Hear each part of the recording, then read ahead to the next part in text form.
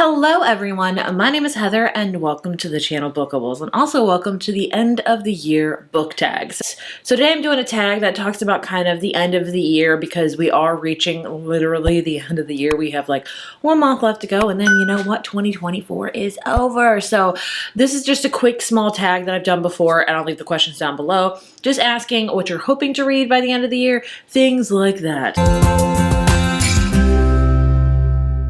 Question number 1, is there any books you started this year that you still need to finish? And the answer to that is no. I did DNF quite a few.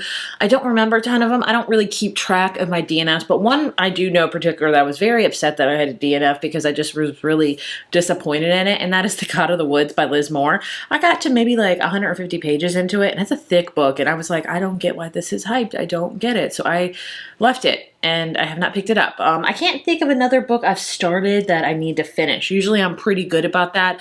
I don't ever put books down and like, hopefully I'll get to it later. It's either like I read it or I put it down for good. You know what I'm saying? So there's that. Question number 2 is, do you have an autumnal book that you transition to for the end of the year? It's already November, so yes, autumnal books are still high on my radar. As far as, I've read quite a lot of autumnal books already. I've done an autumn's read video, I've done an end of the, I've done an autumn's reads video, I've done a cozy reads video, but there is still a few that I have not gotten to yet that I still want to, that I would put in this, because I still think November is still cozy season. I think really September is really cozy, atmospheric, and then October is really for your spooky reads, kind of, you know, mystical, witchy, things like that. And then November, I think it goes right back to cozy, and then at the end of it, you kind of go into holiday.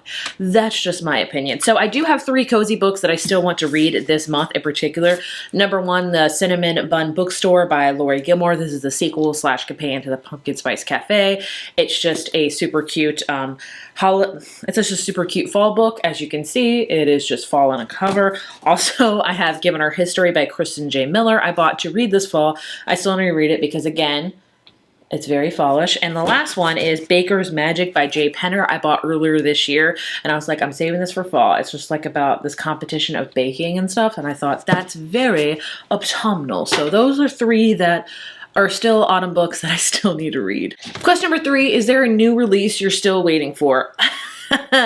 So it depends on when this video is going up, because I am filming it right at the beginning of November. So my only November releases that I'm really excited for is The Songbird of Heart and Stone by Carissa Broadbent. This is kind of the sequel / companion novel to The Serpent and the Wings of Night, which I love. It involves a different character, vampires, things like that. And the other one I'm very, very excited for is Lost and Lassoed by Lila Sage. This is the 3rd book in her Done and Dusted series, which coincidentally enough, I've not read the 2nd book in this series, Swift and Saddled. I'm just not interested in it, but I have been waiting for Lost and Lassoed because it's about the main characters in the first book's brother and her best friend that in the first book, they were just bickering constantly. And I think as a reader, you're like, oh, they are definitely getting their own book. It's going to be hate to love, and I'm going to be here for it. Single dad, let's do this. And that's exactly what it is. So other than that, there's not a ton of November releases, weirdly enough. So those are the only 2 that I'm very excited for, as well as holiday releases, which a lot of them have already come out. But yeah, those are the only ones I can think of. If you know any November releases that somehow I cannot find, because I really have been researching a lot, let me know. Question number 4 is, what are 3 books you would like to read before the end of the year? Oh, the ones I just showed you, I would like to read these. Like, looking also just on my TBR cart and my TBR cart alone, there's maybe a few I would like to get to. One that I bought because of the cover, it's called Immortal Dark by Tygus Grima. I don't know anything about it, but like, let's see if the camera can focus on that. It can't, can it? Yes, there you go. It says no soul may enter or something like that. Like this book, like look at this. This is freaking stunning. It's a spooky book, and I still think you can read spooky books in November. There's really no time limit. I would like to read it. It's a YA book. I don't know. Speaking of YA, other ones I would really like to get to. A Study in Drowning by Ava Reed. I've heard a lot about. The cover's beautiful. I haven't been in a YA reading mood, but I always buy a few because I'm like, maybe I'll get into it. And then the other one is The 13th Child by Erin A. Craig. A lot of people love her. What is her first book called? I forget. I don't know what it was. Oh my gosh, look at that. That's stunning. Her first book, oh man, look at that. Oh crap. I hate when there's beautiful covers. I'm like, I'm not sure if I'm going to read it. And I'm like, I also don't want to get rid of it. She wrote, what is that other book she wrote?